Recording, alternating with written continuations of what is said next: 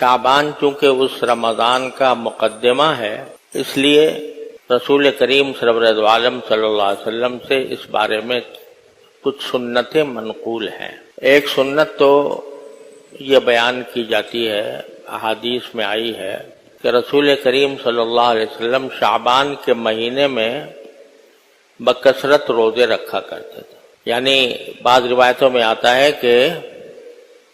اور کسی مہینے میں اتنے روزے نہیں رکھتے تھے جتنے شعبان میں رکھتے تھے۔ ویسے تو رسول کریم صلی اللہ علیہ وسلم کا معمول ہر تھوڑے دنوں کے بعد روزہ رکھنے کا تھا۔ عام طور سے آپ پیر کے دن بھی روزہ رکھتے تھے، جمعرات کو بھی رکھتے تھے، اور مہینے میں 3 روزے ایام بیض کے وہ رکھا کرتے تھے۔ لیکن شعبان کے مہینے میں روزے آپ کے عام عادت سے زیادہ ہو جاتے تھے، یہاں تک کہ حضرت عائشہ صدیقہ رضی اللہ تعالیٰ عنہ فرماتی ہیں کہ رمضان کے مہینے میں میرے جو روزے نسوانی